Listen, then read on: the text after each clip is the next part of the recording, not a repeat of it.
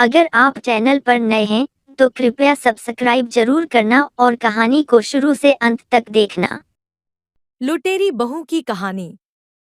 भूमिका। उत्तर भारत के एक छोटे से गांव सतपुरा में राधेश्याम नाम का एक प्रतिष्ठित किसान रहता था।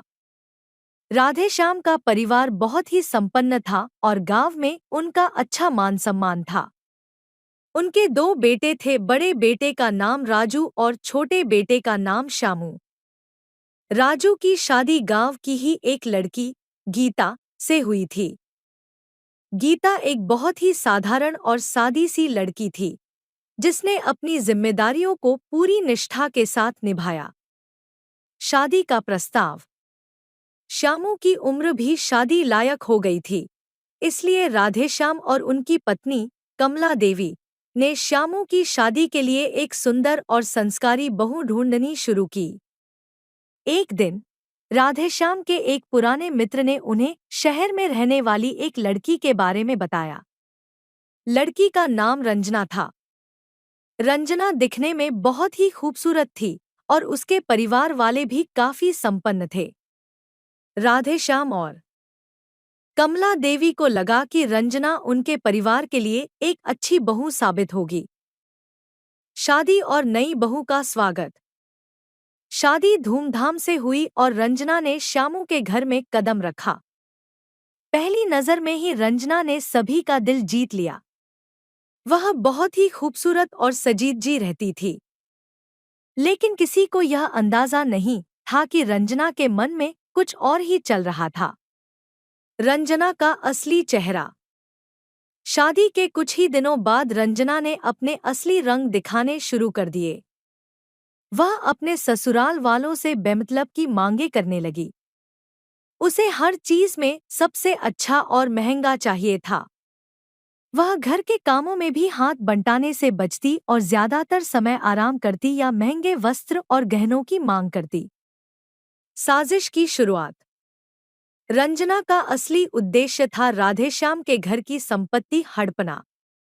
उसने धीरे धीरे अपने पति श्यामू को अपने वश में करना शुरू कर दिया। श्यामू उसकी सुंदरता और बातों में आकर उसकी हर मांग को पूरा करने लगा। रंजना ने श्यामू को इस कदर अपने वश में कर लिया कि वह अपने माता पिता और भाई से भी दूर होने लगा। लूट की साजिश। रंजना ने एक दिन श्यामू से कहा, हमारे पास इतनी संपत्ति है, लेकिन इसका सही उपयोग नहीं हो रहा है। हमें इसे बेचकर शहर में एक बड़ा घर खरीदना चाहिए और एक शानदार जीवन जीना चाहिए। श्यामू को यह विचार अच्छा लगा और उसने अपने माता पिता से इस बारे में बात की। लेकिन राधेश्याम और कमला देवी ने श्यामू की इस मांग को सख्ती से नकार दिया। उन्होंने श्यामू को समझाने की कोशिश की कि गांव में रहकर उनकी जमीन और संपत्ति का अच्छा उपयोग हो रहा है और शहर में जाकर सब कुछ बेचना उचित नहीं होगा। धोखे का खेल। रंजना ने श्यामू को उकसाया कि वह अपने माता पिता की बात न सुने और अपनी जिद पर अड़ा रहे। धीरे धीरे रंजना ने श्यामू को अपने माता पिता और भाई से इतना दूर कर दिया कि उसने उनके खिलाफ बगावत कर दी। एक दिन रंजना ने श्यामू को मनाया कि वह अपने हिस्से की संपत्ति का दावा करे और उसे बेचकर शहर चला जाए। श्यामू अपनी पत्नी के कहने पर अपने माता पिता के पास गया और अपने हिस्से की मांग करने लगा। राधेश्याम और कमला देवी को अपने बेटे के इस व्यवहार से बहुत दुख हुआ, लेकिन उन्होंने सोचा कि अगर इससे उनके बेटे की खुशी है तो वे उसे उसका हिस्सा दे देंगे। संपत्ति का बंटवारा। राधेश्याम ने अपने बड़े बेटे राजू के साथ मिलकर संपत्ति का बंटवारा किया और श्यामू को उसका हिस्सा दे दिया। श्यामू ने रंजना के कहने पर तुरंत ही उस संपत्ति को बेचा और पैसे लेकर शहर चला गया। रंजना की योजना सफल हो चुकी थी और अब वह अपने असली मकसद की ओर बढ़ रही थी। शहर की जिंदगी। शहर में पहुंचते ही रंजना ने श्यामू के साथ मिलकर एक बड़ा और शानदार घर खरीदा। उन्होंने महंगे कपड़े, गहने और लग्जरी चीजें खरीदीं। श्यामू को लगा कि अब उनकी जिंदगी संवर चुकी है, लेकिन उसे यह नहीं पता था कि रंजना का असली खेल अभी बाकी था। रंजना का असली रूप। शहर में कुछ महीने बिताने के बाद रंजना ने श्यामू से दूरी बनाना शुरू कर दिया।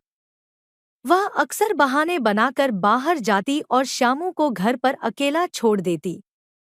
श्यामू को यह सब अजीब लगने लगा, लेकिन उसने रंजना पर भरोसा किया और कुछ नहीं कहा।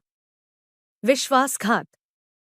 एक दिन जब श्यामू घर पर नहीं था, रंजना ने सारे कीमती सामान और पैसे लेकर घर छोड़ दिया। श्यामू जब घर वापस आया तो उसे सब कुछ खाली मिला।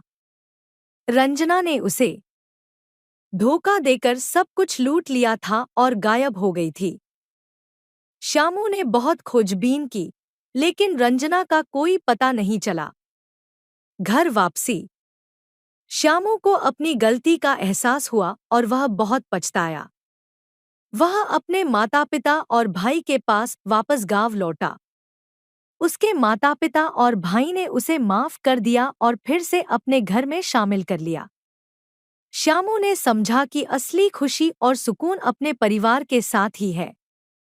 उपसंहार। इस कहानी से यह सीख मिलती है कि बाहरी चमकदमक और सुंदरता के पीछे के असली इरादों को समझना बहुत जरूरी है। रंजना की कहानी एक सबक है कि हमें अपनी सच्चाई और परिवार की अहमियत को कभी नहीं भूलना चाहिए। श्यामू ने अपने परिवार की अहमियत को समझा और अपनी गलती से सीख ली। परिवार ही हमारी सबसे बड़ी ताकत और संपत्ति है, और उसे कभी भी किसी बाहरी व्यक्ति के लिए त्यागना नहीं चाहिए। अगर आपको कहानी पसंद आई हो तो कृपया लाइक, शेयर और सब्सक्राइब करें।